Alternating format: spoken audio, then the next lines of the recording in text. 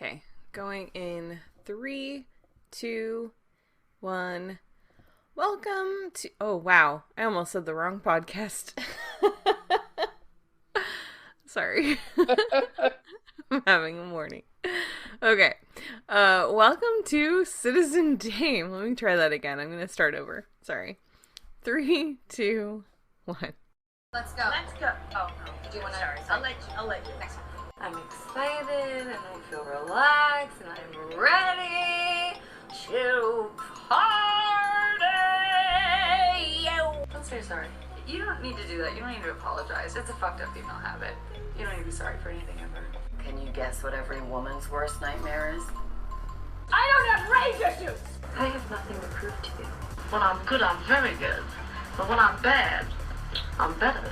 I say when it comes to stardom and Lauren, there are no accidents. Hi, Karen Peterson. Hello and welcome to Citizen Dame, the podcast where I definitely have had enough sleep and I'm super not sick and fuzzy in my brain. I'm so sorry, Karen. Oh, well, I'm Karen Peterson. Pretty sure that's still true. Joined by Lauren Humphries Brooks. And my dog barking in the background. I don't know what he's And talking Ribbon about. making a cameo. He has opinions too. He does have opinions. I think it's that there are dogs barking outside, and so he hears them, and so he's got to respond. And then it's like earlier today, he was barking at a garbage bag that was blowing across the street, and I was like, it's a trash bag. It's a trash bag. And it wasn't leaving, so he just kept on barking, and I was like, it's a trash bag. Stop. I saw a TikTok the other day that was like, if people acted like dogs, and this lady's standing outside in her front yard, and she goes, hey, I'm outside. And then you can hear this guy from like next door or something going, hey, I'm also outside. Let's talk. And then every once in a while, they just pause, just like, fuck you. It's like, oh, fuck you too. Oh, dogs are great. Oh, my word. Anyway. So how's your week been, Lauren? My week has been fine. It's been a little hectic and everything. My parents were here for Easter, which was great, and I loved having them here, but it was just like, oh God, it's like three people and a dog in a not huge Brooklyn apartment.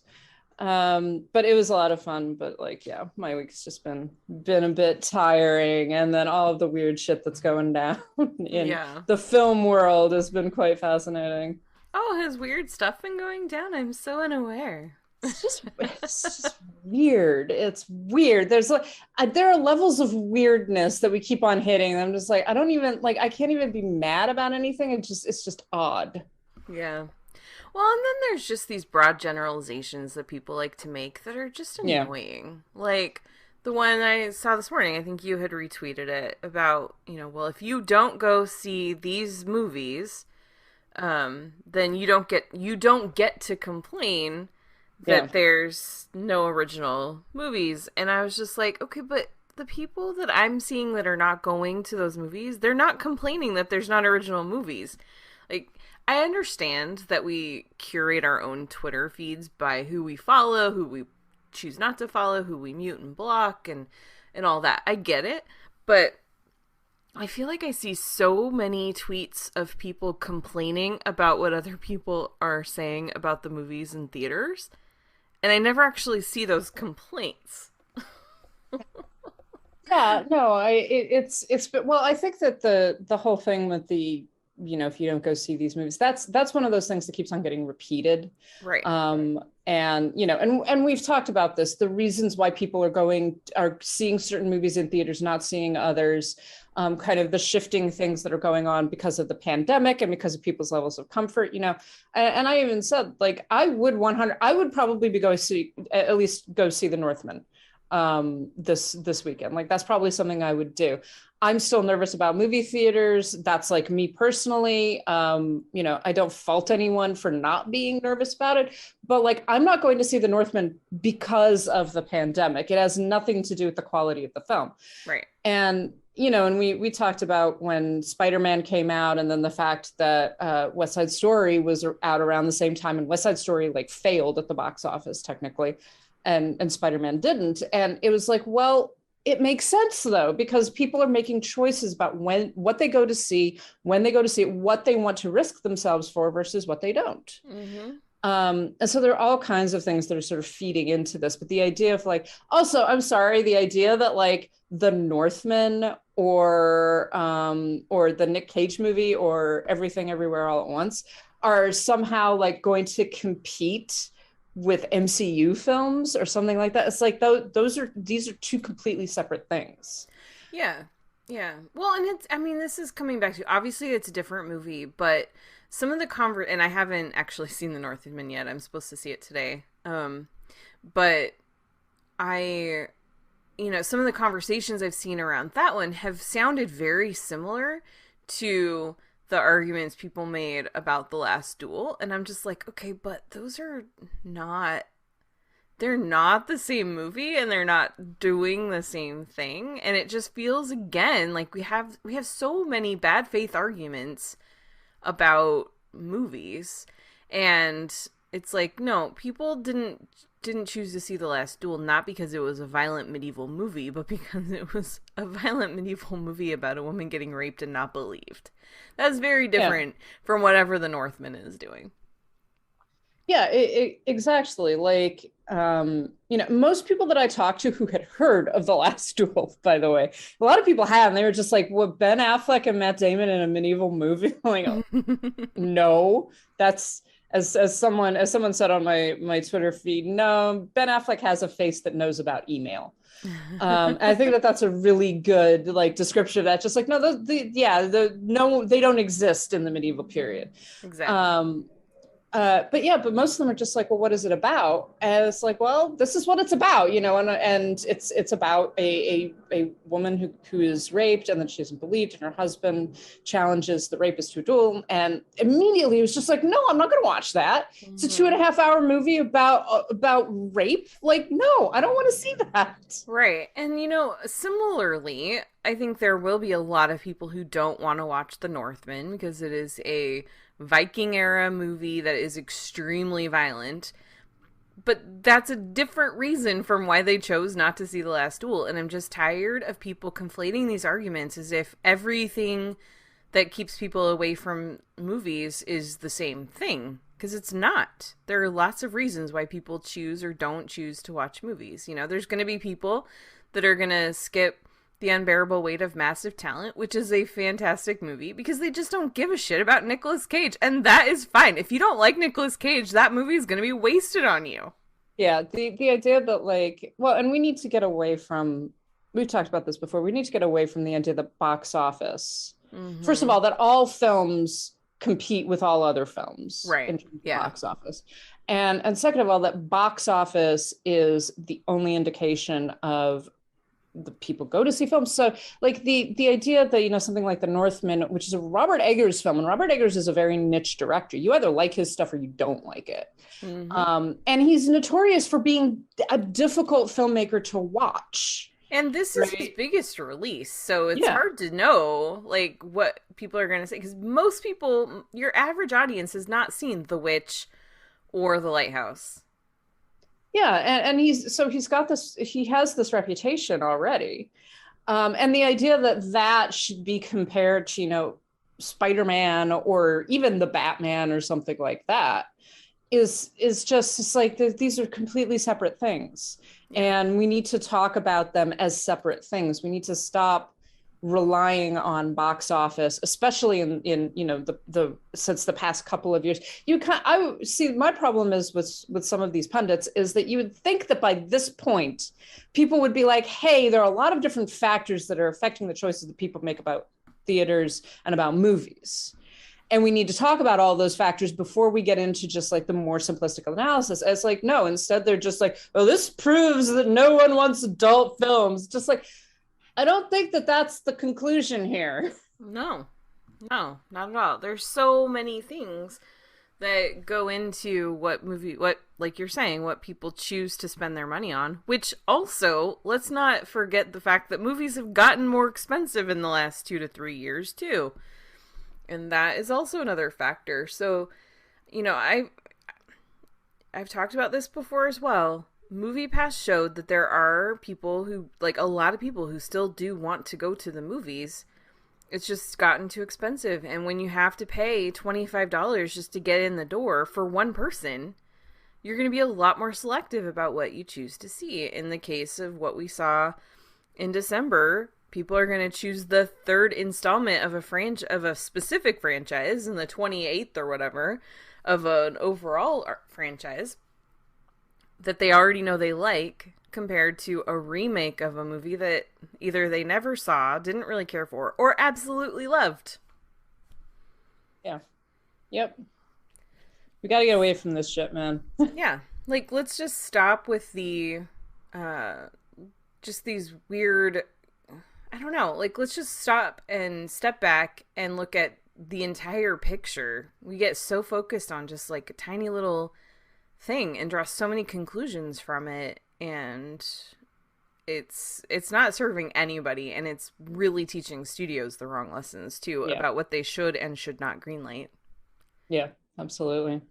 So but it's a good thing there was nothing weird on TV this week happening in the world. People could pay attention to and be like, this. So we're going to talk about Johnny Depp, right? Yeah. And the Amber Heard and the defamation trial and everything. Mm-hmm. Yeah, which I mean, I broadcast daily on used to be Court TV. I don't remember what it's called now. And I mean, I'm not watching it, but I am watching. I'm like paying attention to the articles and like the highlights and stuff like that. And it is just bizarre. Like everything is just bizarre. Everything's weird. I'm like, okay, whatever. Yeah.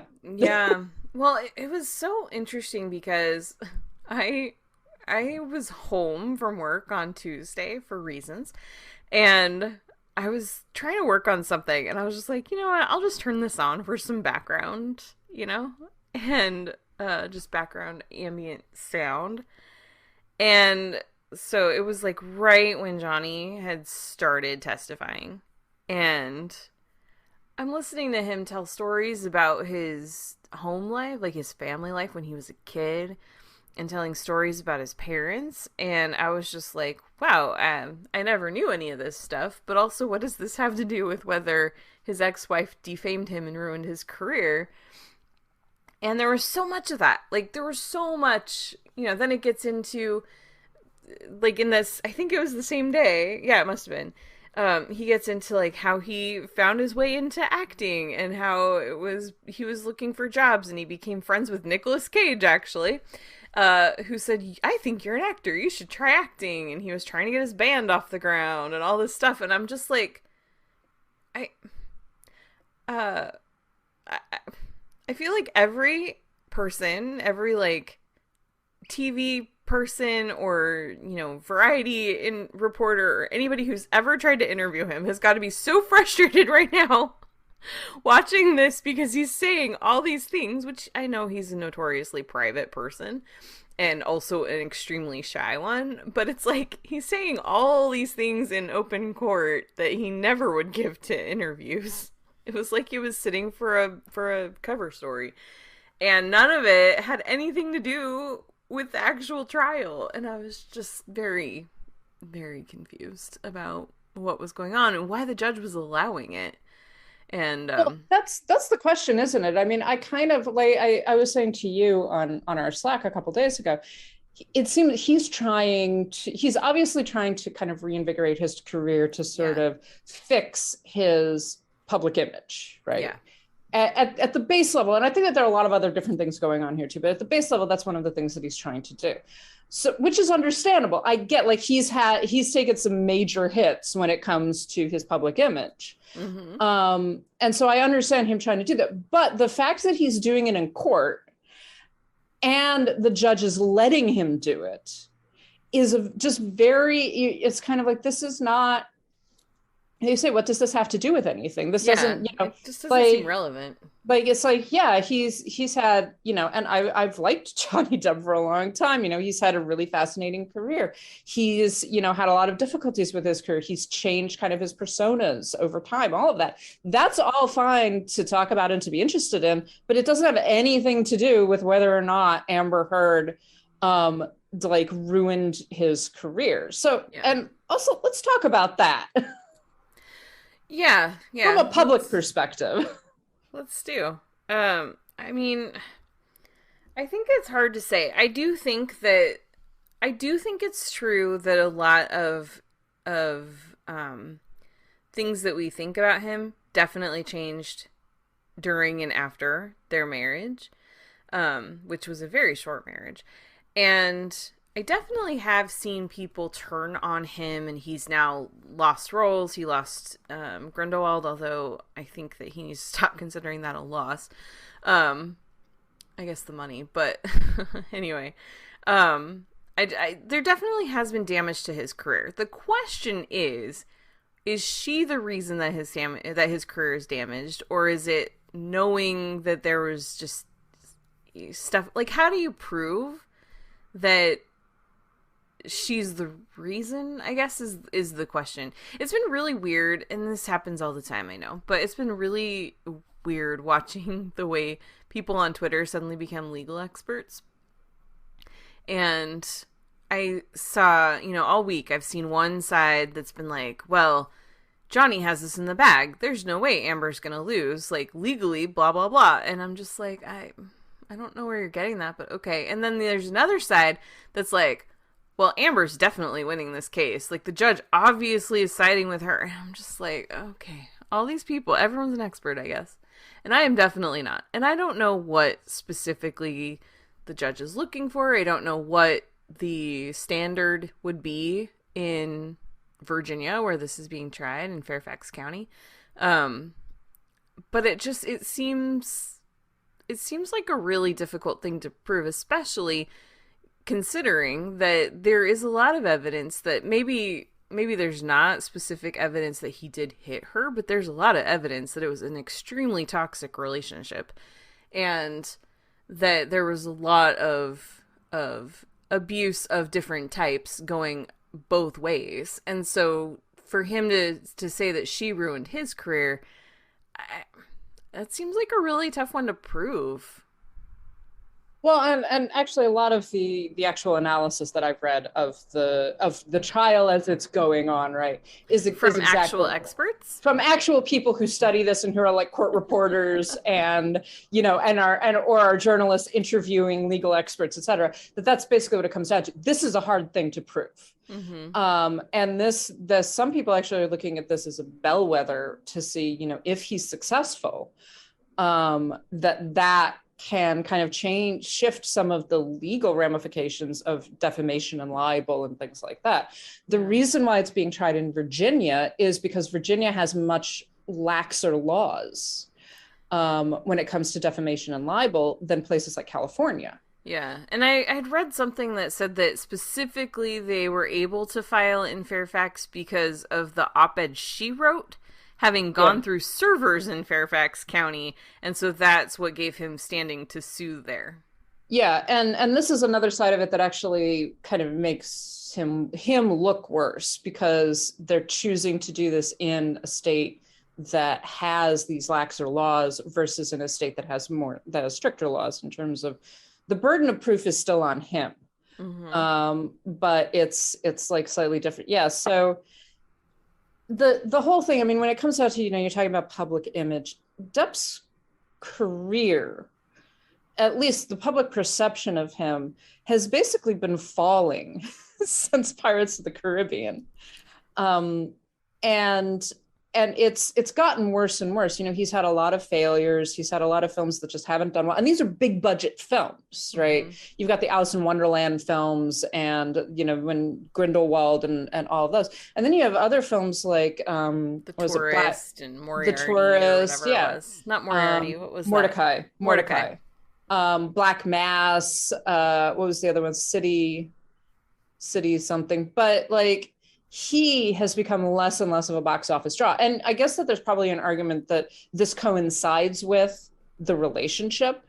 And so there might be some argument to be made about the issues that were going on within the relationship and the, him losing certain parts or, having difficulty performing or things like that. But it's like, there have even been articles, there's a Rolling Stone article several years ago that was about him. And it was basically like, he's probably an alcoholic. He's probably got a drug problem. He's got issues, right? That might be related to that relationship, but are not solely the relationship is not the sole cause of those.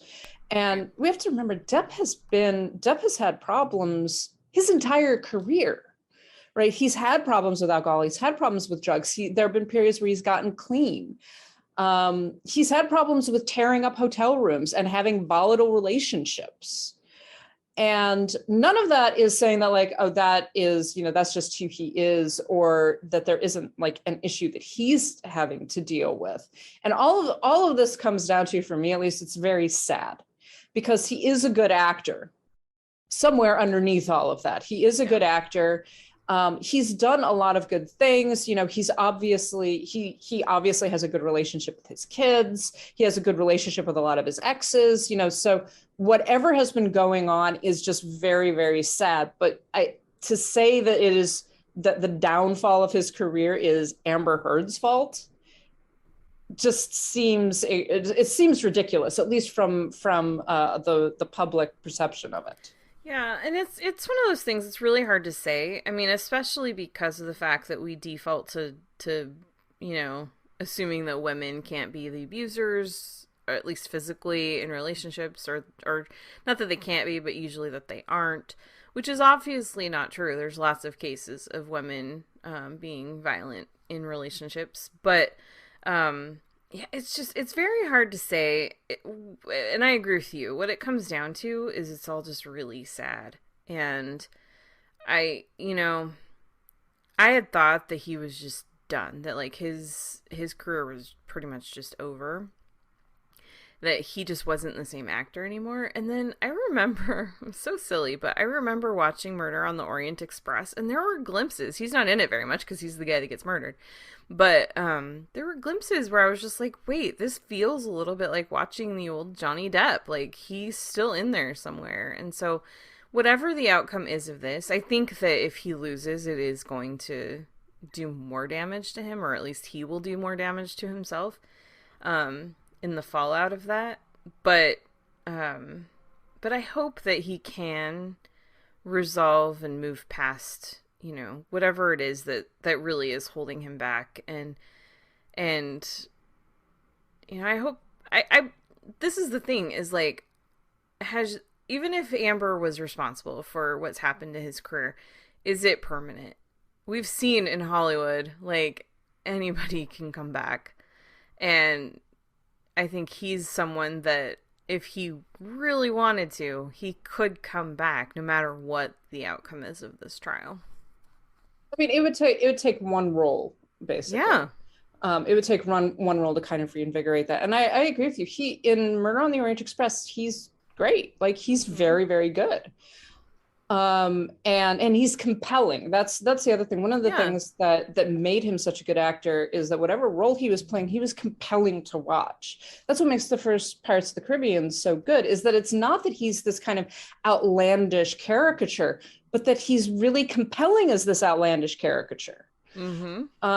And that's kind of what led to him being compared to people like Brando or James Dean or actors like that he's able to, more than many other actors in his generation, he was able to kind of morph into these different characters. And now, kind of like, okay, this is just sad. But, I mean, we're talking about the Nick Cage movie. And a couple of years ago, if you had said, oh, Nick Cage is going to make this big comeback and everybody's going to love him, it's like, I'd be like, oh, no, not at all. Because and Nick Cage's problems are completely different from Johnny Depp's problems. Right.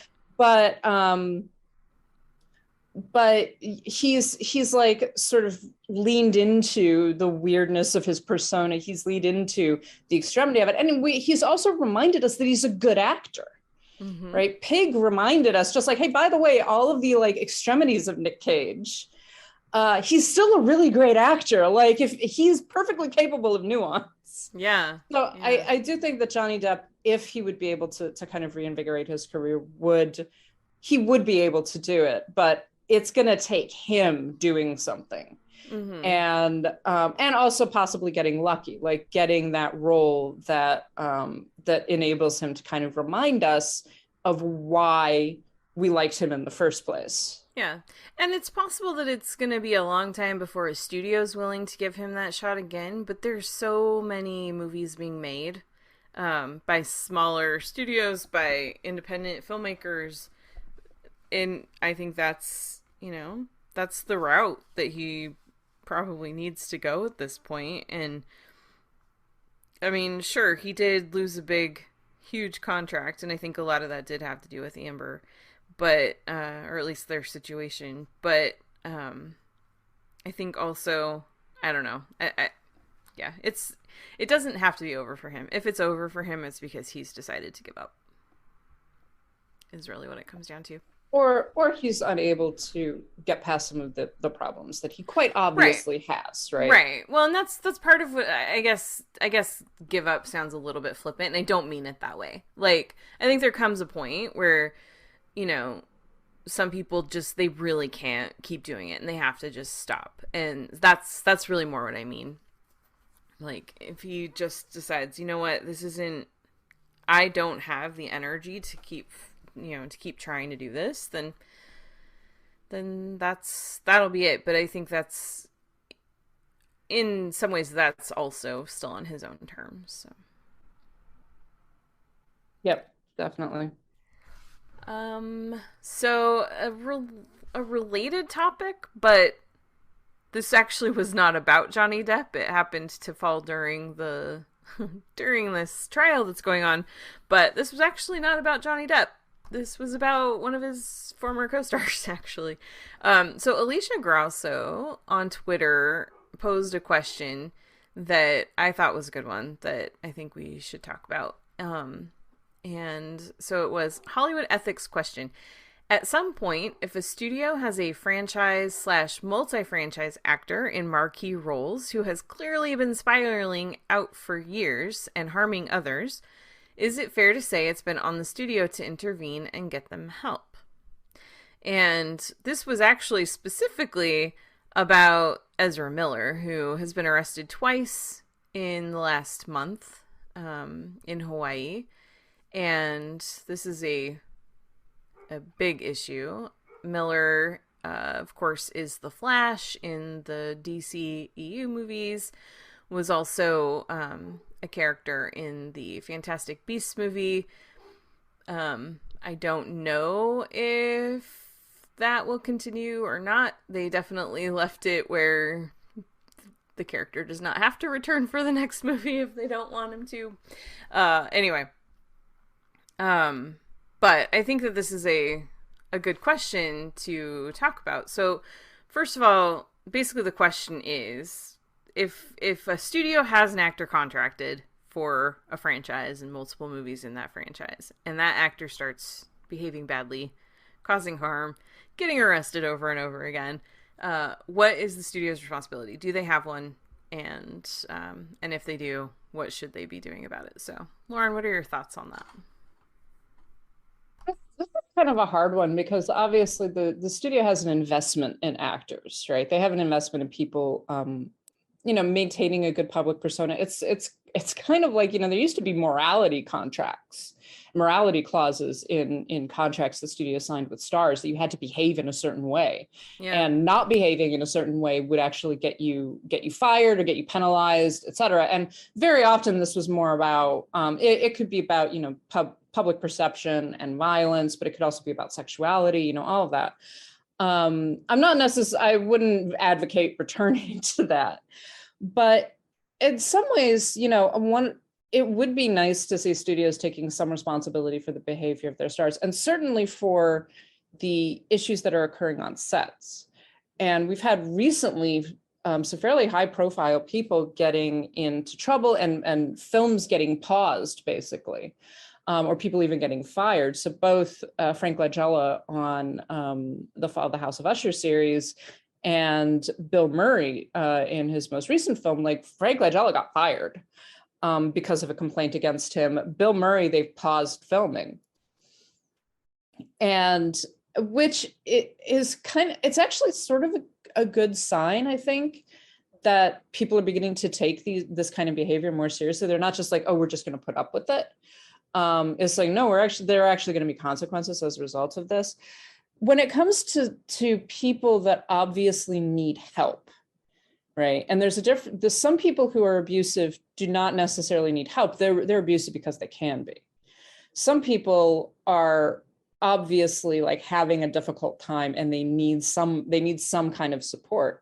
I would say that the studios have some kind of obligation to at least try to help them. Whether or not that actually, it's a difficult thing because a lot of people, it's kind of like you have to ask for help, basically. You have to want to be helped. And I think that there are definitely actors that do not want to be helped. But for the studio to actually say, like, if you keep on acting this way, you're going to lose your part.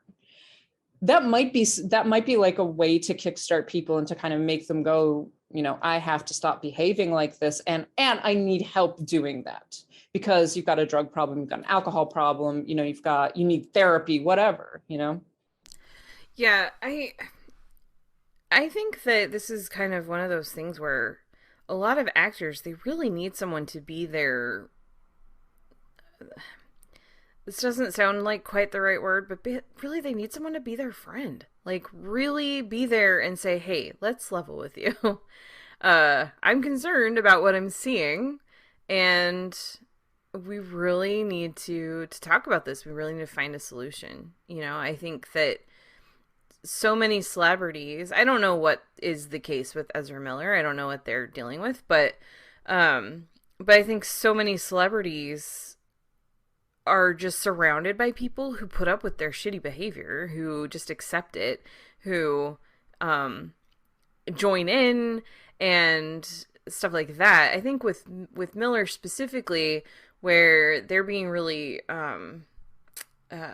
like terrifying in public, like beating people up in public and stuff like that, total strangers, and attacking folks and stuff. I think that's a whole other situation, and I think that's one where obviously now the police are going to be involved.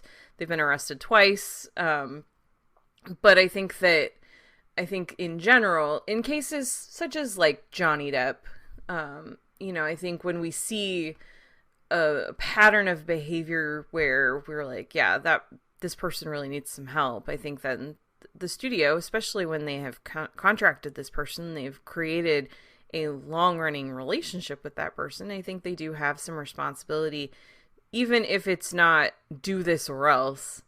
In fact, I think that's a little, oftentimes, like the less helpful way to go, but just really leveling with someone and saying, listen, we're really concerned about what we're seeing. What can we do to support you, and how can we get you some help that you clearly need?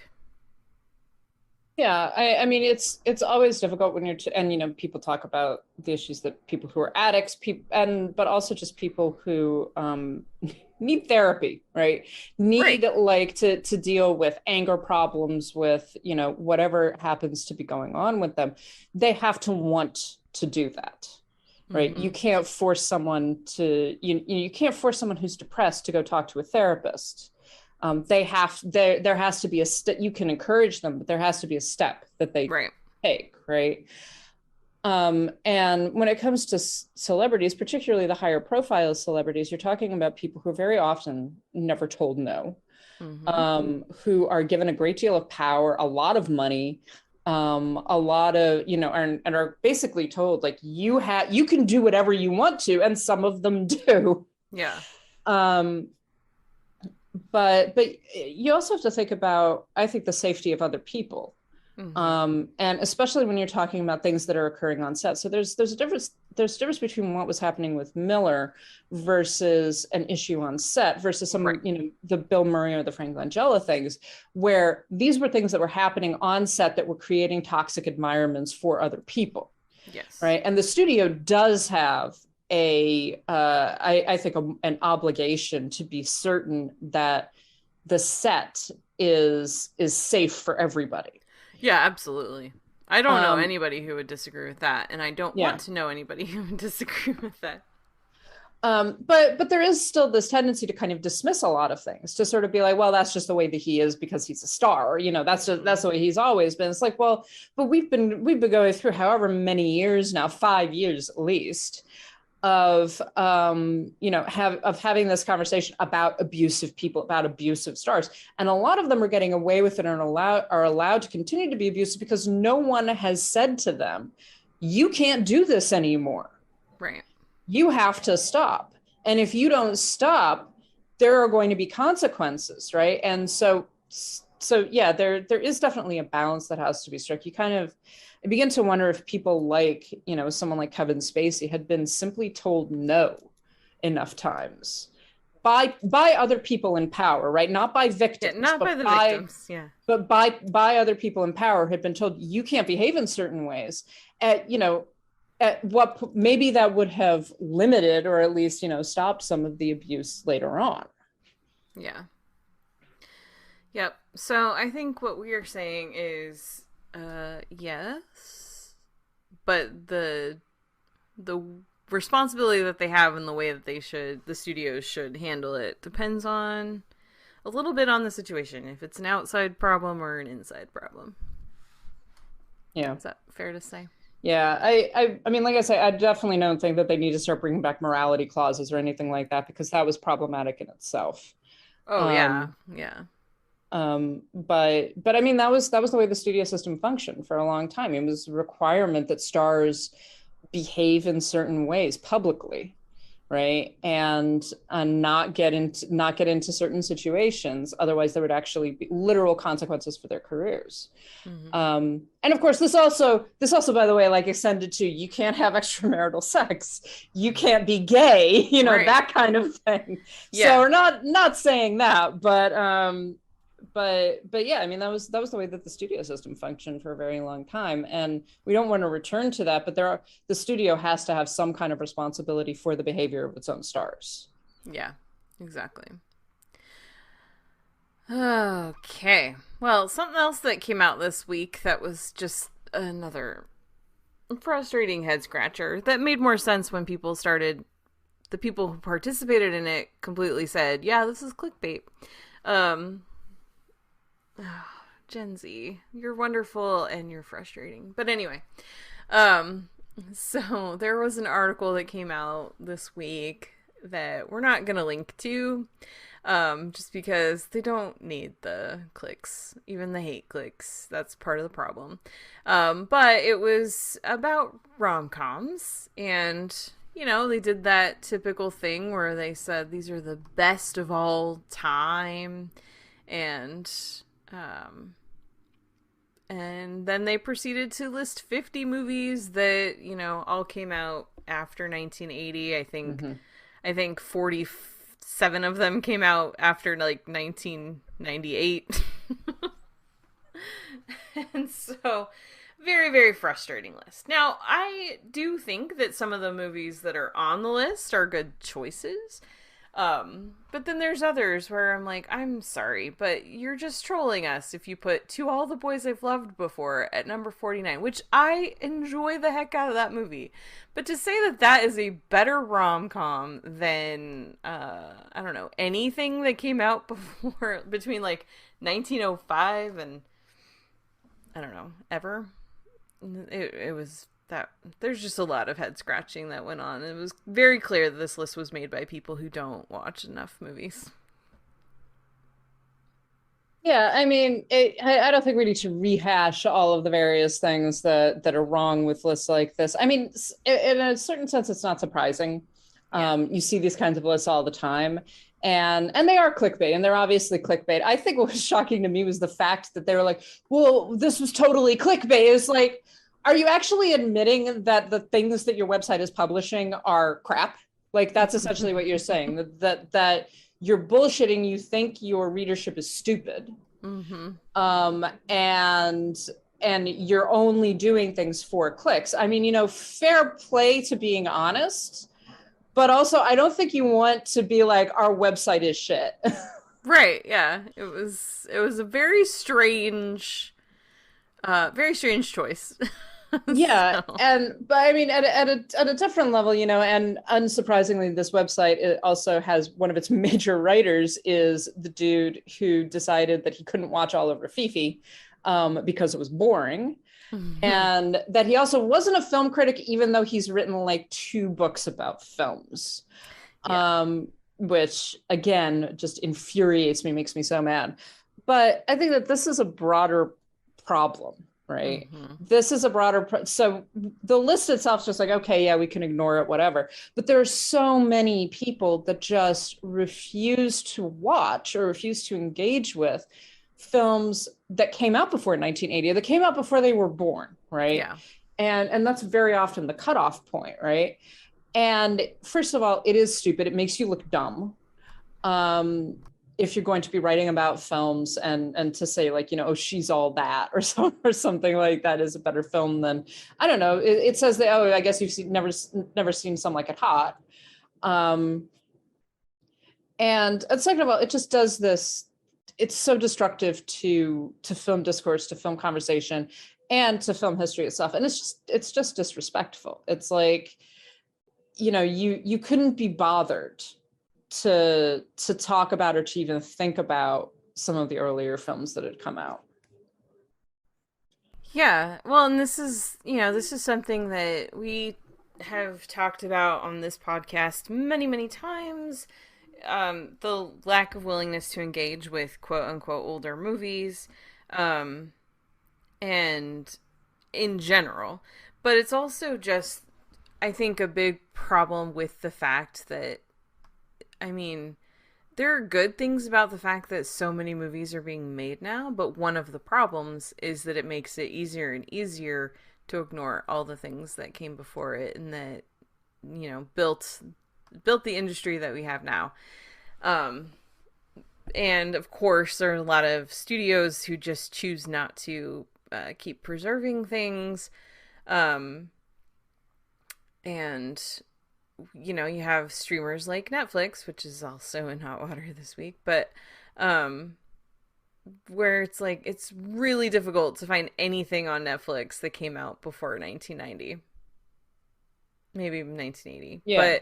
But yeah, and it's like, I mean, Amazon Prime tends to just dump a lot of stuff. They don't do anything to promote or really make it easy to find, but they'll just kind of quietly put it out there. I think in terms of the major streamers, the one that makes it easiest to find older movies is HBO Max, because they do have a hub called TCM, because they have a partnership there. But even there, they have a lot of great stuff, but it's not a lot of hidden gems. It's mostly stuff that's very familiar, and their definition of classic gets broader every year. Yeah. Every once in a while, I don't use the TCM hub very much because of that, because a lot of it is either stuff that I've already seen, or it's just like, I don't know what you're defining as classic anymore. It's becoming, if you remember the old AMC channels. Yeah. Oh yeah. When they started showing stuff that had come out like within the previous 5 years, I was like, yeah, I'm confused. After a while, it's just like, what are we defining as classic, and then why? It'd be like, the new classics. Yeah. Well, I think part of the problem is, like, I mean, I'm guilty of this too. If there's a movie that I love, I'll go, oh, that movie's a classic. And it's just because I just love it. It's not because it's actually from the classic period or anything like that. Yeah. But one of the things that I wanted to talk about is that there is this perception that older films, particular, and, we're talking about romantic comedies here, that older films are staid. They're not as, they're not as sexual. They're not as, honest in a lot of ways about human relationships and things like that. And I think that some of that perception comes from actually comes from places like TCM, who tend to re-show the same films, right? And part of it is because they're comforting, because they are classics. I'm not saying that they're not, but they're much more mannered in a lot of ways. And some of that is because of censorship and things like that. One of the things that, I wanted to mention is check out pre-code films. It's pre-code April, right? But check out pre-code comedies, because and I even watched a film last night that was not a comedy, but that begins with a woman going into a woman's home to give birth to the child that she has conceived out of wedlock. The entire story is about like her child and having this baby with a man that she thinks doesn't love her, and like there's all of this back and forth, but the entire thing is like they're not married, they're never married. By the end of the film, they're still not married, and they have a child together. But so this idea that older films are not actually dealing with real issues, right, or are not treating romantic relationships as real in some sense, is just bullshit. And one of the ones that I recommended to you is Designed for Living. Which I did not end up getting a chance to see. It's been a hard week, but well, and what I wanted to say about it was that it's basically a polyamorous relationship. It's about a woman, and she's kind of torn between two men, and played by Frederick March and Gary Cooper. And these are like young Frederick March and Gary Cooper. So, props to her. So they decide, okay, well, we'll all be in a relationship then. And while there's not, an explicit statement that like the men are sleeping together, there's definitely the statement that they're both sleeping with the woman. And it's about the three of them kind of navigating this polyamorous romantic relationship where they all have this relationship with each other. And the two men are also, they're friends, they like each other, they hang out together, and they happen to be dating and sleeping with the same woman. Yeah. I think one of the things that a lot of people, especially people who are not versed in older movies, classic movies, I think the problem is a lack of literacy surrounding text and context. And this is another thing that we've talked about a lot, but it's like I used to think that all these movies were super clean and that people always behaved right. I remember being completely shocked when I realized that in Casablanca, Rick and Elsa, that they had actually slept together. Like, I was just like, oh, they kissed, it's fine, whatever. But when you realize that, like, no, those two definitely had sex. And it was just like such a mind-blowing thing for me, because, people didn't do that back then. Like, it was only married people, whatever. It was like, we just have these ideas about what humans were like 40, 50, 80 years ago. And that is not correct.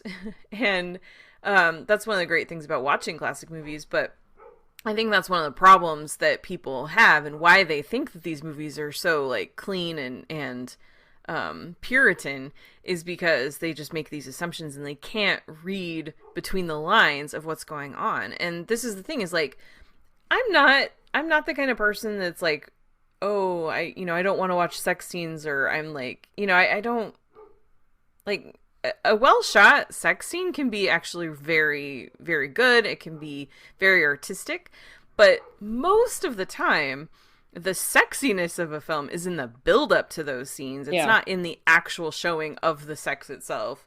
And I think that's where people get these ideas that, like, these older movies are puritanical because you don't actually see the act, and they're completely missing all the sexy build-up to that. Well, and a lot of contemporary romantic comedies don't have sex in them because they're going for they don't even have kissing sometimes. Yeah, so they'll like indicate, that they went to, they'll wake up in bed together, or they'll make breakfast together, something like that, which will indicate that they, had sex. Right. But a lot of the time there aren't actual sex scenes in romantic comedies. but I do think that that's why going to some of the pre-code films can be really useful, because they are much more explicit, not in terms of what they're shown, but in what they talk about.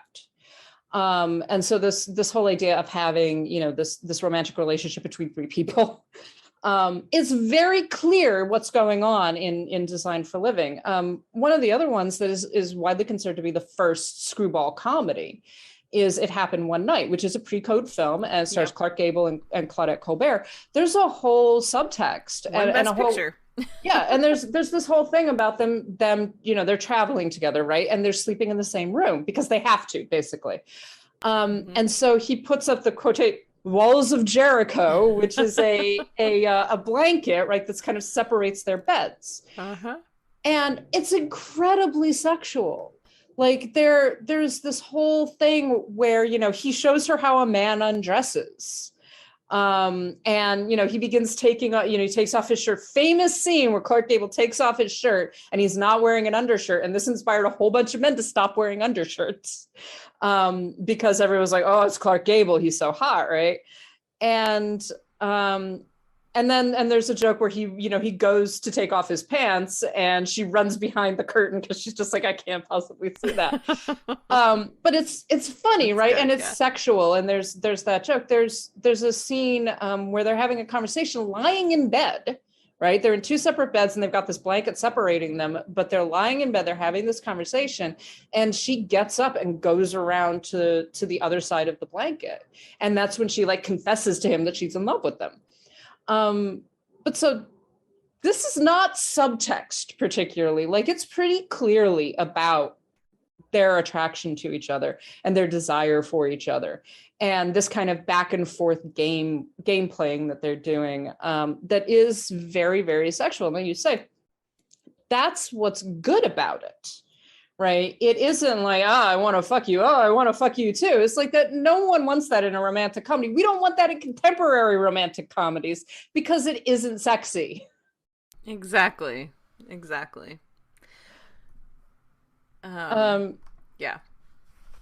Well, sorry. And then I think that, in terms of Puritanism and the Puritanism of older films, let's mention Mae West. Yes. We did do an entire episode on Mae West. And we love her, and she is our hero. But yes, let's talk about Mae West. Yes, but let's talk about Mae West, who, there are a lot of this. This isn't really true, but you can make an argument that she's one of the causes of the full adoption of the production code to begin with. But, talk about sexuality in films. And yes, again, it's like, oh, she never gets naked. No, she doesn't. But you kind of feel like she does. Oh, yeah. And she certainly undresses men with her mind and her voice and everything. But again, you've got these films like I'm No Angel, which is about a woman who has multiple partners, sleeps with all kinds of men, and then is like, meets this one guy and is like, oh, I'm actually in love with him. Yeah. Oh my gosh. And then winds up in court talking about all of the men that she slept with. It's just like, but I'm in love with this one guy. Mm-hmm. Oh my gosh, that movie's so good. Baby Cary Grant. Baby Cary Grant, who actually did a number of pre-code comedies. Mm-hmm. But again, this is like the funny thing about Mae West, and I do guess you have to have a sense of humor. You have to be somewhat intelligent and understand what innuendo is. She very rarely says something that is explicitly sexual. Right. But everything that she does is sexual. Like, she walks up a set of stairs and it's sexual. Mm-hmm. She looks at Cary Grant and you're just like, oh yeah, I know that feeling. We all look at Cary Grant that way. Yes. But again, I think that it's really helpful to people who actually want to see good romantic comedies to not just watch, kind of the big ones. And people always say Bringing Up Baby. Absolutely love Bringing Up Baby. Philadelphia Story, Some Like It Hot, which is in itself incredibly subversive, by the way. We've talked about Some Like It Hot before. But I think it's really good to also go back to some of the pre-code comedies where they are able to address some of these more varied relationships, right? This idea of polyamory, even homosexuality, jokes about homosexuality, jokes about, extramarital relationships outside of marriage. sex outside of marriage, and this kind of acceptance of that, and dealing with it not as something that is bad or evil or dangerous, but funny, which is really what all of these come down to. It's about these romances that are also funny. Mm-hmm. Yeah, exactly.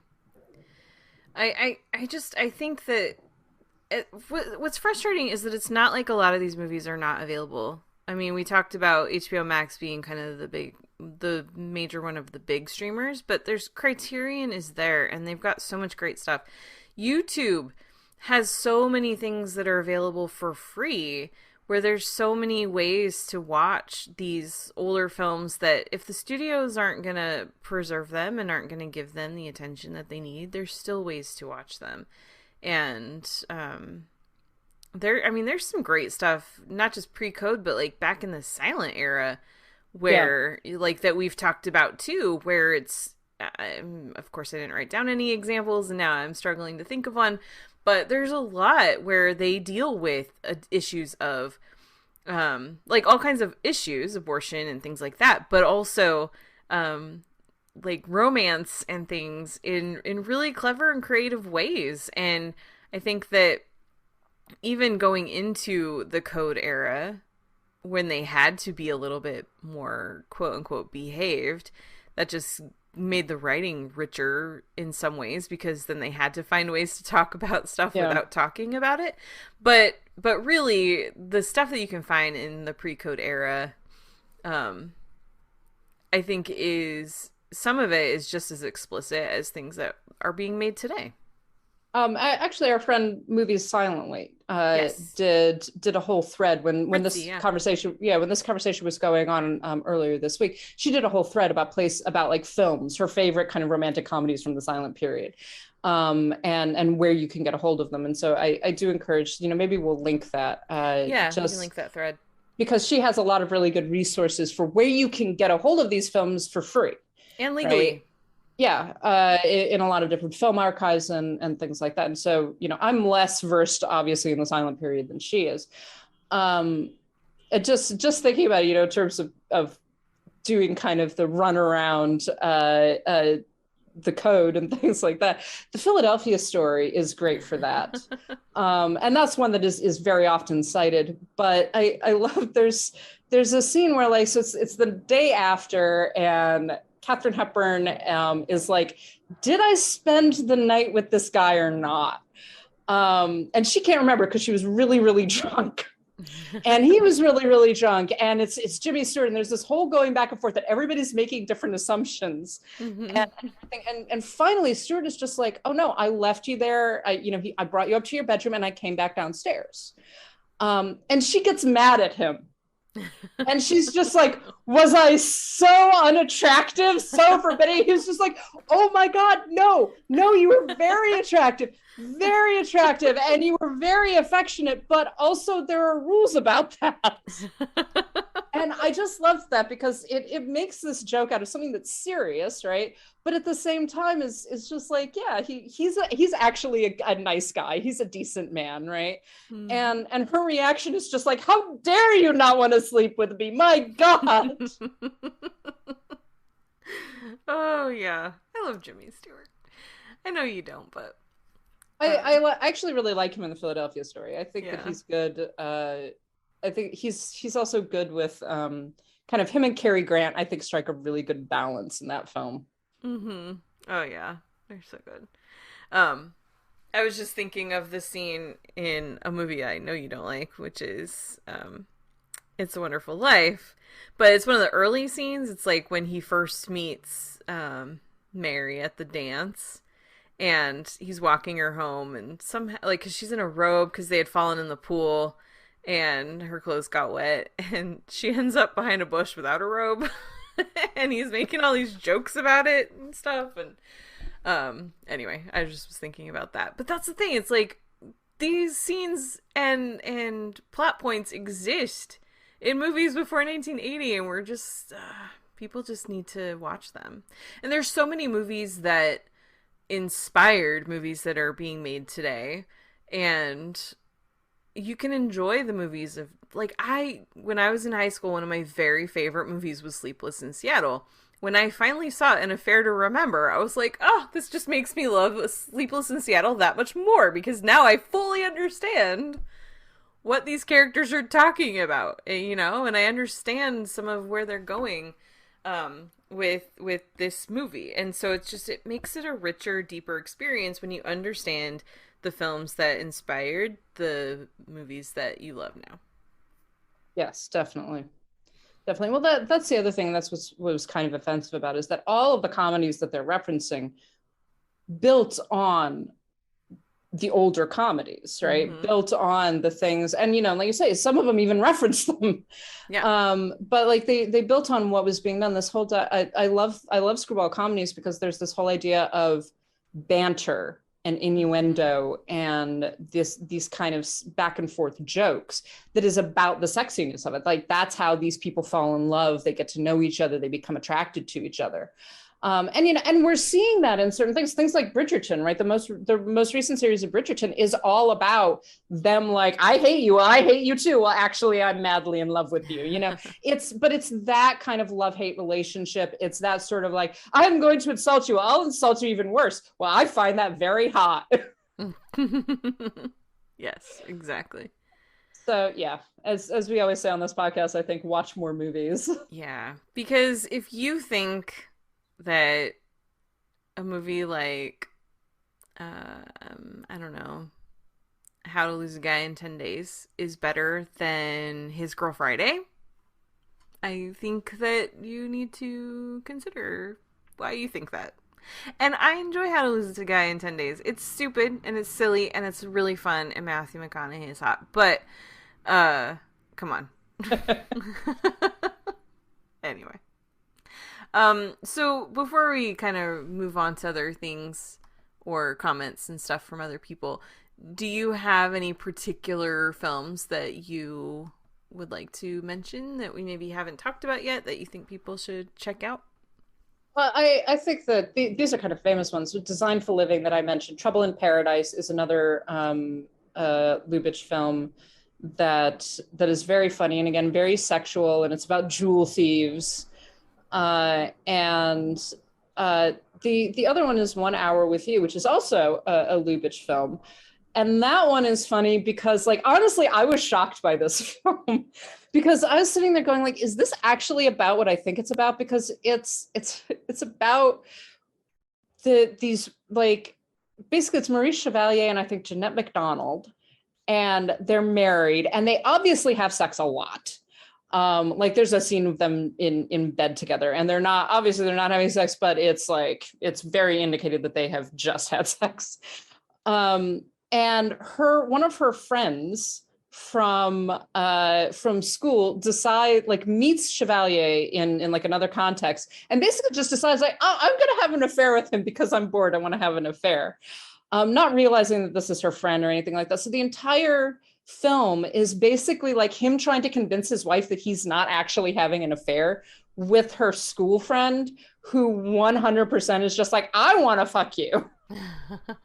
And it's wild. And then like the Jeanette MacDonald character decides like, actually, you know what? If you're going to have an affair, well, I'm going to have an affair too. And this guy's been after me forever. And so I'm going to sleep with him. They're like, but you know, Chevalier has this whole thing about like, well, if she suspects me of having an affair, even though I didn't, I might as well just have one because I haven't had any of the fun anyways. It's actually a very funny film. I think that it's still available on Criterion. If not, like it is available elsewhere. But it is just one of those pre-co comedies. You're just like, how did you get away with this? How did you do this? So those are a couple, definitely. And then, of course, It Happened One Night. If anyone has not seen It Happened One Night, it is one of these seminal romantic comedies. Oh, yeah. Yeah, definitely watch that. And that's available, I think, like, it seems like it's always on TCM. I'm pretty sure it's always in the hub on HBO Max. It's probably on Criterion. There's lots of places to watch that one. And I would just go back and say, again, like, go watch or listen to our Mae West episode and watch all the Mae West movies that you can find. I think other movies like The Gay Divorcee. I'm trying to think of some other ones, but yeah, there are just so many good ones. And we actually mentioned this on Twitter, and Nanina also wanted to hat tip to Dorothy Arzner's Working Girls and The Wild Party. I have not seen The Wild Party, but Working Girls definitely. Oh yeah, definitely. I love Working Girls. I desperately need Working Girls to come out on Blu-ray. Yeah. Because that's one that hasn't been released yet. And it was on Criterion and then it went off, and I'm like, I would like it back, please. I'm trying to remember now. I feel like I heard that it was going to be coming, but maybe it was just people talking about how much they wish it would. Now I can't remember. Anyway. It's definitely available, right? So it's yeah. You know, there is like some of the Arzner films are actually lost, or they're kind of languishing. Yeah, no, I heard that a Criterion edition was coming. Good. But, yeah, but it might just be that people were saying they wish that there would be one. So they've been doing, Criterion has done a number of Arzner films now, and they keep on doing more. Kino also tends to do these kinds of things. They need to do a set, like just a Dorothy Arzner set. That really needs to happen. I just checked, and it's not currently streaming anywhere. That doesn't mean that it's not on YouTube. It's probably on YouTube. Because on Just Watch, if you can't find something, but it's an older movie, especially pre-code movie, you can usually still find it on YouTube. Yeah. So. And my personal opinion is, if the studios are not going to make it available, it's not stealing to watch it in any way that you can. So. Oh yeah, particularly when it comes to older films. Mm-hmm. Yep. Especially movies that are like 90 years old. So yeah. So we did get a question. I was not gonna necessarily talk about it, but it's funny and I love it. So Noah, thank you for your question. He said, I just watched Midsummer. Why is Ari Aster? We don't know.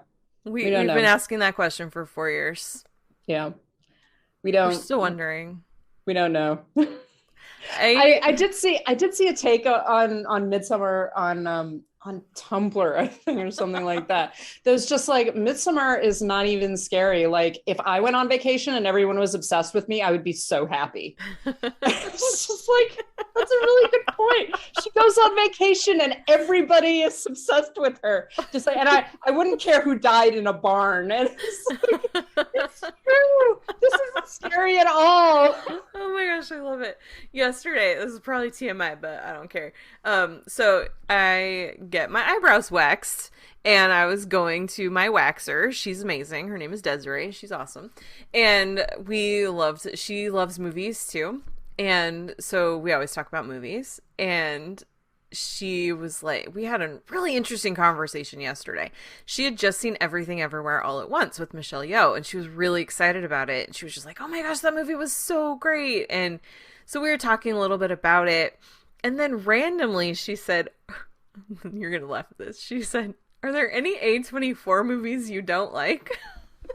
And I was like, how much longer do we have? And I was like, well, I'm not a big fan of the Ari Aster movies. Oh, God. And she goes, I haven't seen either of those. And so I started talking a little bit about Hereditary, and she was just like, that sounds awful. And I'm like, well, yeah. So, yeah. Anyway. Yeah. It just one of those things. I remember watching Midsommar, and then of course you got that really disturbing opening, right? Mm-hmm. But then partway through the rest of the film, I was just like, oh my God, someone has to die. Like, someone kill someone else, dear Lord.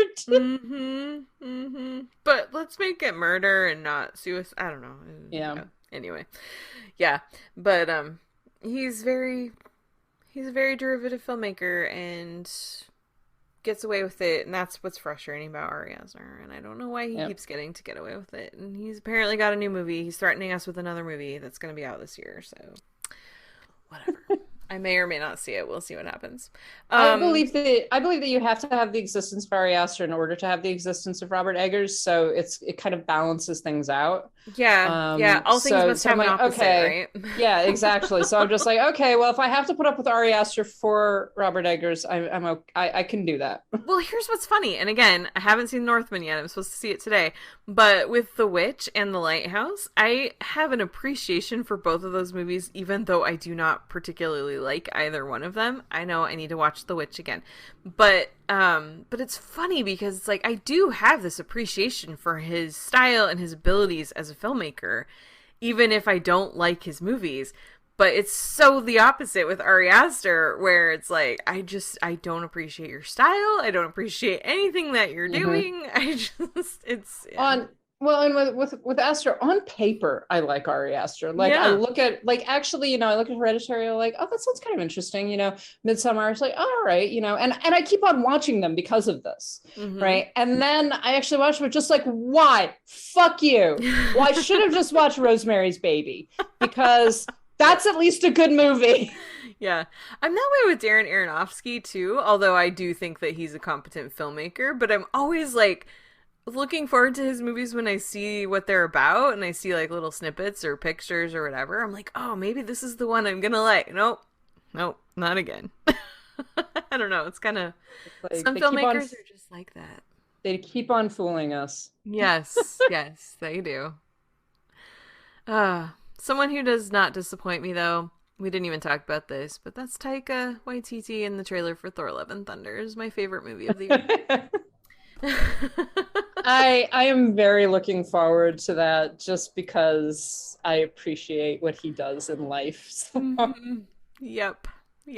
Anyway, you did see a movie this week that you wanted to briefly talk about. Do you still want to talk about it, or would you like to pretend it doesn't exist? I will mention it very briefly, so we don't run long or anything like that. But yes, I did see The Batman.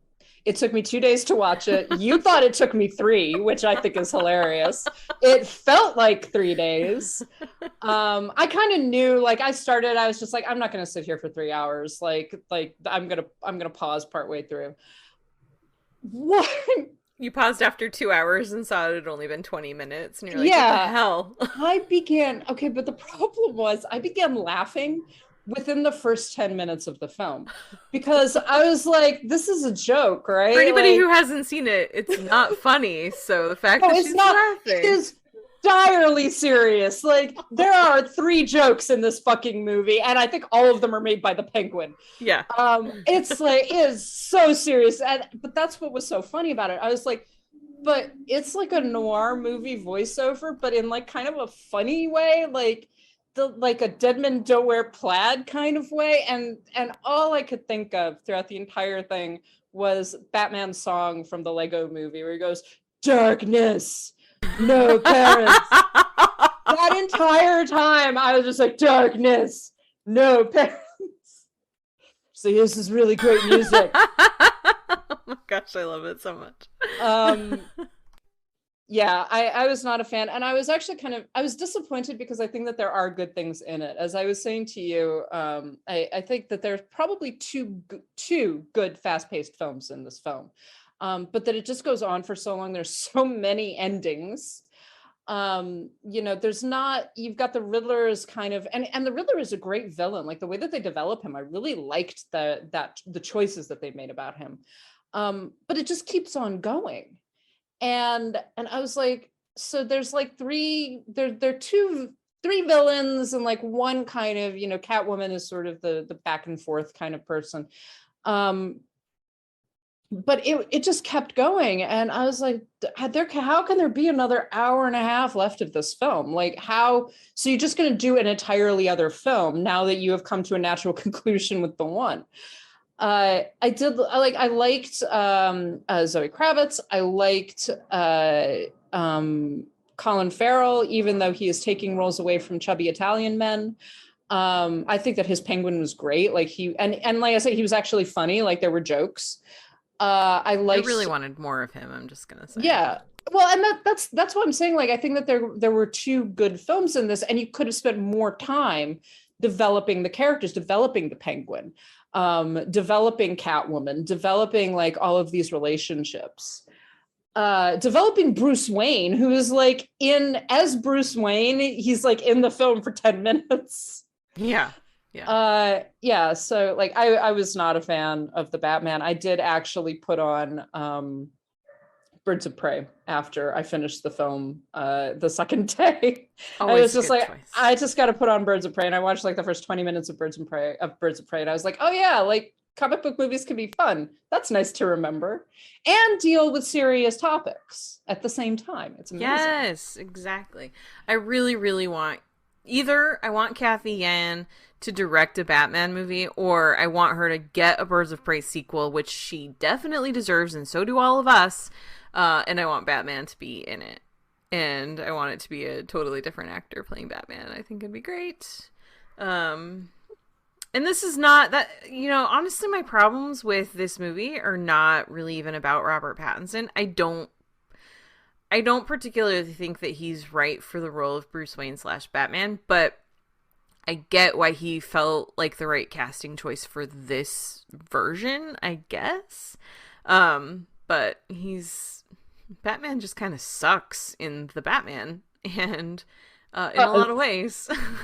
And yeah, and as I said to you, I feel like this movie tries to do too many things and ends up doing not enough things at the same time, and it's a problem. Yeah, I think he was so determined, Matt Reeves was so determined to make this a standalone movie that he didn't do enough of what was needed, but he also tried to just cram too much in, which is why it's 3 hours, but it feels like it's 7. Like I remember when I was watching it in the theater, and I was in a crowded theater of people that I would have assumed would be totally into this. And clearly, I mean, the second the credits started rolling, people were jumping out of their seats to leave. And nobody was like excited. Everyone was just like quiet when it was over. It was a very unusual experience. And I was like, wow, I don't think people like this. And a couple people had actually like walked out partway through and stuff. So when I got on Twitter and I saw how much people loved it, I was just like, what is going on? This is such a crazy disconnect. But yeah. Anyway, Matt Reeves is another one where I'm always like, well, maybe with his movies, and then I see them and I'm like, no, not really. Just not into them. Like, I did not like what he did with Planet of the Apes. I don't know if you saw that trilogy, but like. Yeah, I liked Planet of the Apes. I'm trying to remember. I don't think I saw the full trilogy though. Well, that's the thing. So like, I liked the first one. I don't know if I actually saw the second movie. Kind of funny, but the third movie is called War for the Planet of the Apes, and there's not really a war. There's a battle, but it's over kind of quick. It's just like I don't think that war means what you think it means, but okay. Anyway, yeah, I'm not a huge fan of Matt Reeves, and I know that that's like an unpopular opinion, but it's just how it is. Anyway. So I think that's it for this week. Anything else you wanted to mention? No. Watch more movies. Watch more movies. Yeah, and there's some good ones out if you can find them. There's lots of good stuff. So if you are comfortable going to the theater, I highly recommend The Unbearable Weight of Massive Talent. It's fantastic. The Bad Guys is a lot of fun too. I haven't really talked about that one. It's fun, but it's also not like a must go see unless you have kids and they really want to watch it. That's one that if you're not comfortable going to the movies, then you definitely can wait on that one. But also, it's a good time to go back and catch up on Everything Everywhere All at Once as well. Also, definitely worth your time. I do think it's funny how there are a lot of people who are like, ew, I don't want to watch that movie, but they're super excited for Doctor Strange too. I'm like, I guarantee that Everything Everywhere is going to be a much more interesting multiverse movie than Doctor Strange.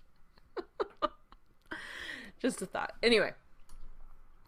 Yeah, so that is it for this week. Thank you all so much for listening. We especially want to thank our patrons who help make the show possible. And I don't think I ever got around to tweeting it, but our bonus episode, episode about Rebecca, the Alfred Hitchcock version of Rebecca, is out now for patrons. I have not gotten the excerpt done for everyone else, but hopefully that'll be out this week. I'll try. Yeah, but we want to thank our patrons for helping us keep the show going and help us in so many ways. And they are Adriana, Ali, Brian, Connor, Estefania, Heather, James, Kathleen, Carriata, Mason, Matt, Michelle, Monty, Nanina, Robert, Steve, Sharon, Tao, and Will.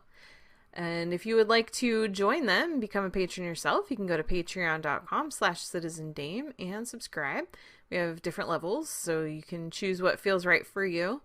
We do also have our Zazzle store, zazzle.com/citizendamepod. New stuff's coming there. We have our Ko-Fi, ko-fi.com/citizendame if you would like to support the show but don't want to subscribe and don't want to buy stuff. Yeah, we also have our website, citizendamepod.com. My review of The Unbearable Weight of Massive Talent is there by the time that you are listening to this, so go check that out. More stuff is coming. Are you going to be covering Tribeca this year, Lauren? I have not actually applied for it because I'm not certain if I am going to be comfortable going to it. And last year it was so difficult to actually get proper screeners for a lot of things. But I think that I am going to send an application for it anyways and just see what happens. Okay, cool. So if you follow on our website, you can maybe see coverage from the Tribeca Film Festival. And some other stuff that's coming that way. And let's see, you can also reach out to us by email if you would like to, citizendamepod@gmail.com. And you can find us on the social medias. On Twitter and Instagram, we are at CitizenDamePod, and on Letterboxd, we are at CitizenDame. Lauren, where are you if people would like to reach you individually? I am on, let's see, Instagram, Letterboxd, and Twitter at LHBusiness. And fair enough. And I am on Twitter, Instagram, and Letterboxd at Karen M. Peterson. Thank you all so much, and that's going to finish us out for this week. We will catch you next time. Bye. Darkness. No parents. Continue darkness. More darkness.